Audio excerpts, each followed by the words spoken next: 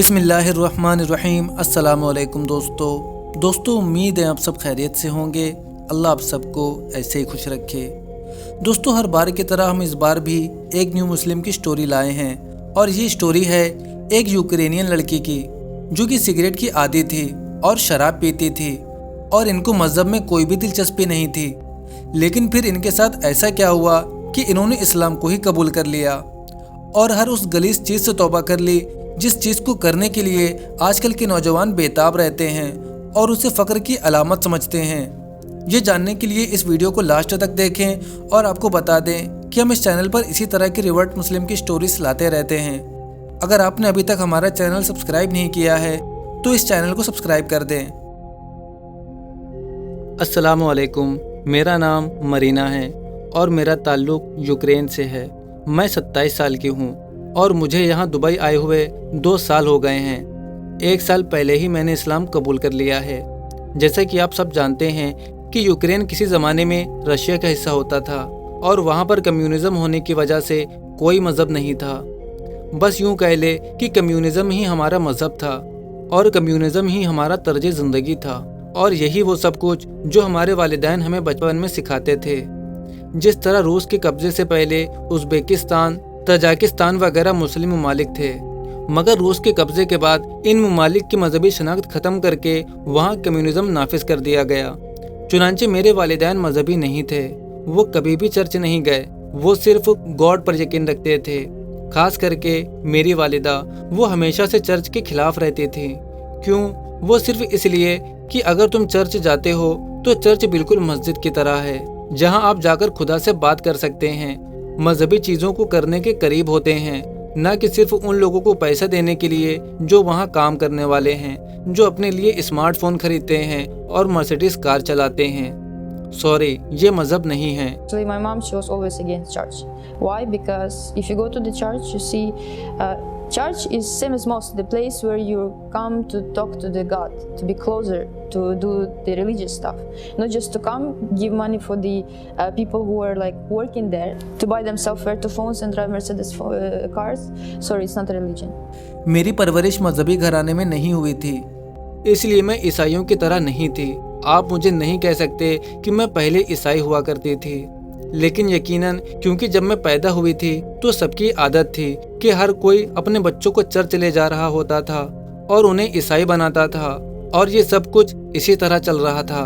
मैंने कभी भी इस चीज़ पर यकीन नहीं किया कि जीसस खुदा के बेटे हैं, जैसा कि ज़्यादातर लोग मानते हैं। मेरा मानना था कि वो एक नबी थे और उन्हें खुदा की तरफ से भेजा गया था।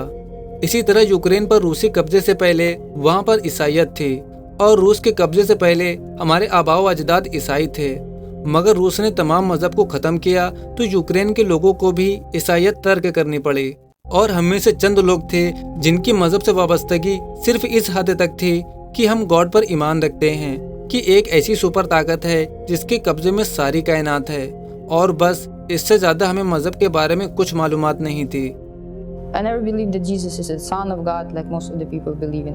I believed that he was a prophet and that he was sent by God. I was reading like small, not too much, like not deep into books. I was reading about Islam, and before I came to Dubai, I bought Quran in Russian, like translation. I start living in this community, in like around everybody's Muslim, most of the people Muslim.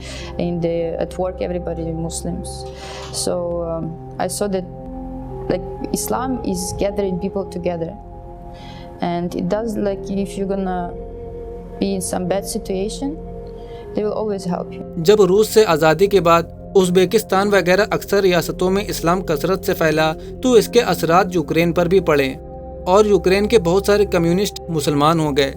मैंने भी Dubai आने से पहले इस्लाम के मुतालिक काफ़ी मालूमात हासिल की थी और कई किताबों की मदद से इस्लाम को समझने की कोशिश की थी।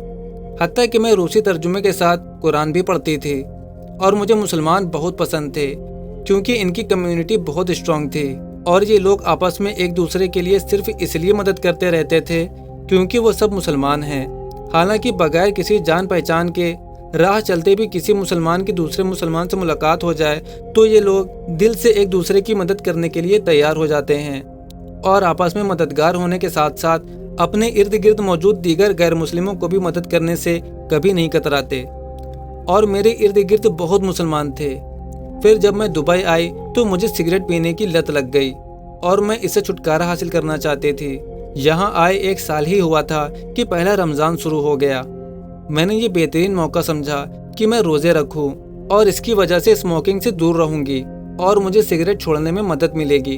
तो वो मेरा पहला रमज़ान था और मैंने अगरचे इस्लाम कबूल नहीं किया था, मगर मैंने रोज़े रखने शुरू कर दिए थे। यकीन मानिए वो रोज़े नहीं थे, वो कोई चमत्कार था। मैं स्मोकिंग की इस कदर आदी थी कि 3 से 4 घंटे बगैर सिगरेट के गुजारना मुश्किल हो जाते थे, मगर यहाँ मुझे रोज़े रखते हुए कई दिन गुजर चुके थे और मैं आराम से बगैर सिगरेट के रह रही थी और पुरसुकून थी, और ये सब कुछ रमज़ान की बरकत से था। रमज़ान के बगैर मेरे लिए ये सब कुछ मुमकिन नहीं था। Before Ramadan came, I was thinking, because the thing is like I'm smoking. And before I was smoking like 2 packs a day. I was thinking I want to see myself like rather I can hold myself for this goal the whole day long, the whole month for not smoking, because really it was a big addiction for me. And from the first day of Ramadan I start fasting, but I didn't convert. I converted in the middle. So like all these 2 weeks I was fasting, it was easy for me. I didn't even feel like I want to smoke, like I'm dying. Like before, like 1 day without smoking was very bad. But in Ramadan it was easier for me, because when you believe that you're doing something not for someone, not for people around, not to show off, you're doing it for yourself and for Allah. So I made the shahada. फिर मुझे इसी हाल में रोज़े रखते 15 दिन गुजर गए थे कि मैंने बाकायदा इस्लाम कबूल करने का फ़ैसला किया और 15 रमज़ान को कलमा शहादत पढ़कर ईमान ले आई। इसके अलावा भी मेरे इस्लाम से मुतासिर होने की वजह शराब से परहेज़ था। हमारे लिए यूक्रेन में शराब पीना एक आम बात थी, जिस तरह यहाँ लोग कोल्ड ड्रिंक या चाय पीते हैं, मगर यहाँ के लोग शराब से परहेज़ करते हैं और इस्लाम में शराब हराम है। तीसरी चीज़ जिसने मुझे इस्लाम की तरफ माइल किया वो इस्लाम में औरत की इज्जत है। ये अपनी औरतों को घरों में आरामदेह ज़िंदगी फराहम करते हैं और रोज़ी रोटी कमाने की सारी जिम्मेदारी मर्दों पर है। अगर कोई औरत काम करती है और कामकाज के लिए घर से बाहर निकलती है तो लोग उसकी इज्जत करते हैं और मर्द हमेशा औरत के सामने नज़रें झुकाकर खड़े रहते हैं। आखिर में मैं दुबई में मौजूद तमाम गैर मुस्लिमों से कहना चाहती हूँ, आप लोगों ने मुसलमानों के दरमियान रहकर देखा और अपने यहाँ मुसलमानों को बेहतरीन मददगार पाया, तो यकीनन आपके दिल से इस्लाम के मुतालिक शुकूक व शुबात निकल गए होंगे। फिर भी अगर आपके दिल में इस्लाम से मुतालिक कोई शक रह गया है तो यहाँ इस्लामिक सेंटर आएँ और अपने सवालात के जवाब तलाश करें, अपने शुकूक दूर करें, और अगर आप इस्लाम को पसंद करते हैं तो कलमा शहादत पढ़ने में देर ना करें। यकीन कीजिए कि अल्लाह आपके साथ है, और मैं उन तमाम लोगों को जो इस्लाम से बाहर हैं, इन सबको इस्लाम में वेलकम करती हूँ। Don't be afraid. Allah is with you. And if you believe in Islam, you believe in Allah, you believe in prophets, and you're still not sure whether you want to accept it or not, better come to Islamic centers where meet the people who just convert to Islam. It's gonna be easier for you, because you need to communicate with people who are already with Islam, not with the people who are outside. Welcome to Islam. दोस्तों, उम्मीद है आपको आज की ये video पसंद आई होगी। Video पसंद आई हो तो वीडियो को लाइक करें और इसे ज़्यादा से ज़्यादा शेयर करें। अब मिलते हैं आपसे एक और रिवर्ट मुस्लिम की स्टोरी के साथ। तब तक के लिए अपना बहुत सारा ख्याल रखें। अस्सलामु अलैकुम वरहमतुल्लाहि वबरकातुहू।